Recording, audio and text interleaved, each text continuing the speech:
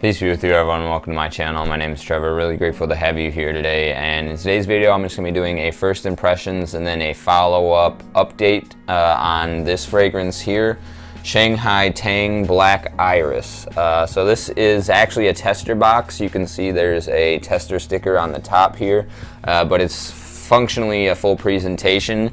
So this is a lesser known house, Shanghai Tang. I think they might have stopped doing fragrances. I can't confirm that, but Carlos Benaim, who is the perfumer who's done the original Polo Green, Dunhill Icon, and Chic by Carolina Herrera, as well as a number of other fragrances, has done most of the fragrances for this house. While there's no perfumer listed for this particular fragrance, I have reason to believe that he also did this one. So take that with a grain of salt. But so this fragrance is a cheapie right now. You can find testers of this on discounters for right around $40. I think I got this for like $35. So I like Iris. Unfortunately, the comment section on Fragrantica says that this is more of a nutmeg fragrance, despite the name Black Iris. So I looked up on Google Black Iris. There are flowers that are Black Iris, so they aren't purple, but they have more of a darker color.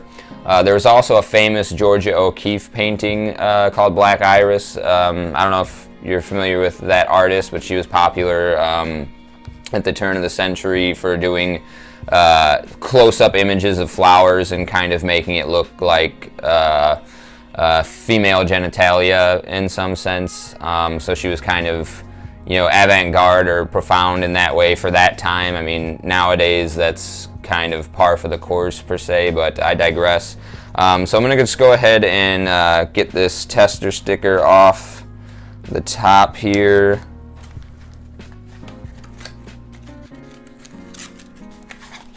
All right, so here we have the presentation. You can see there's another tester sticker on the bottom there, but basically full presentation with the box. There's a insignia of the cap, or insignia on the cap for the brand, and then it just says Shanghai Tang up here, and then Black Iris. I don't know if you can see that right here. Let's get a little bit of a close-up of the bottle. I'm just going to go ahead and take off the cap. And then we'll check out the atomizer. Go ahead and spray that out on my right hand there. Do a shot on the left hand, and then around the neck. Let it kind of settle in and waft a bit. Okay, so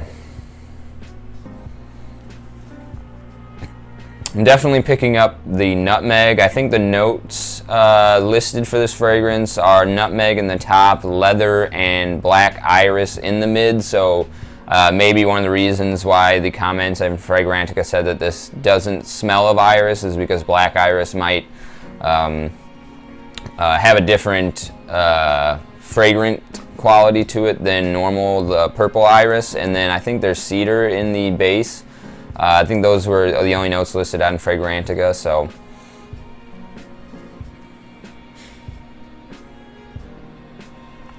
Okay, so this definitely is heavy on the nutmeg, and I do not get any real iris coming off of this.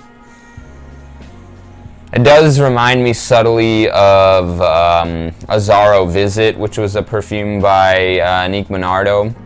That one has a slight blue fragrance, like a shower gel vibe going on behind the more autumnal, spicy nutmeg. But this one doesn't really have any like blue freshness. It's definitely a little bit more. You can feel some of the darkness in there, maybe coming from the leather. The nutmeg has a little bit more, it's inclining towards a sweetness. The leather's not really coming off much like an ombre leather per se. It's like more of like a textural feel, adding some like smoothness to the composition. Maybe there's a little added sweetness from the black iris note, but this is predominantly nutmeg that I'm getting off of it right now. It's a little bit faint as well, like a light fragrance. At least it's how it's coming off at the moment. I could just be getting a little bit nose blind from spraying so much right away.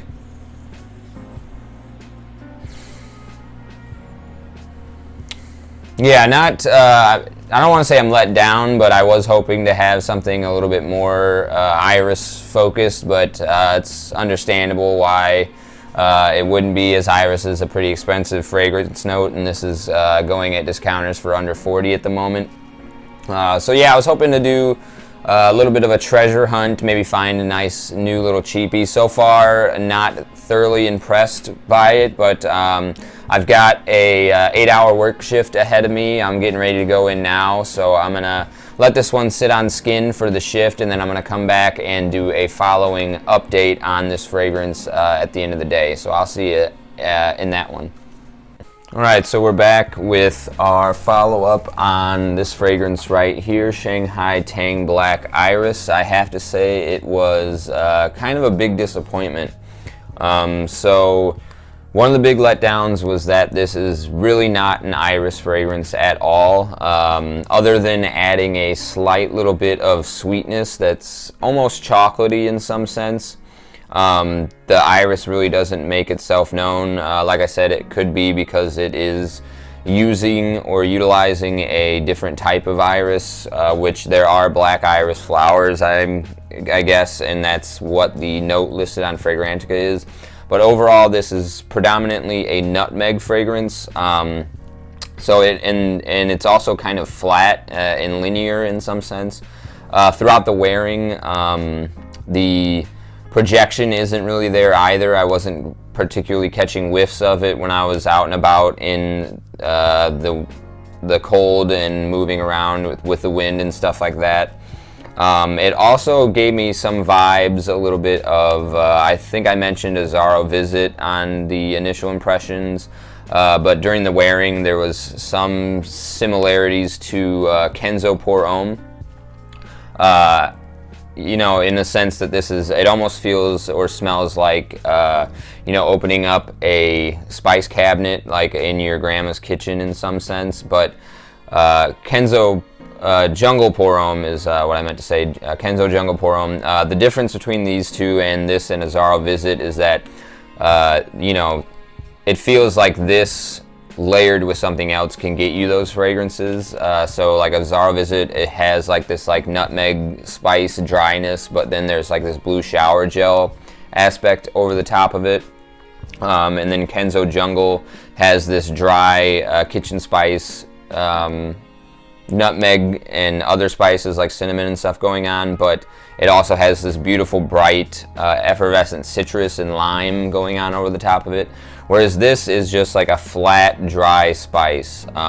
So I think, what was it, leather, black iris, nutmeg, and cedar are the notes that make this up.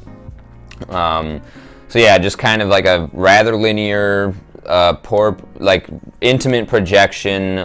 So it could be like a decent date night fragrance. Like I said, it's got a little bit of a chocolatey sweetness, like more like cacao or Nesquik style, but like that is very subtle compared to just the spicy nutmeg, the dry spice, kitchen spice style vibes. I'll go ahead and put this on my hand again just to get another blast of the opening, but like I said, it's a pretty linear fragrance, pretty intimate, so there's not a lot of projection. It's not an iris fragrance at all, really, so there's like a handful of things that just really are a bit of a letdown with this. I think it's well constructed. I think the perfumer did a good job, you know, executing a fragrance, but the overall, the intimacy of the projection, the longevity is pretty good. It lasted about 7 hours. But yeah, it is a little bit linear. It doesn't really develop over time, and it, like I said, it just seems half-hearted. Like comparing this to a Zaro Visit and Kenzo Jungle Pour Homme, those two fragrances both have basically this plus something else, whereas this just has that dry spice without any type of bright citrus or shower gel addition. I think if this actually would have used iris, this could have been really good. It would have been like a little bit more of a dry, spicy Dior Homme style fragrance.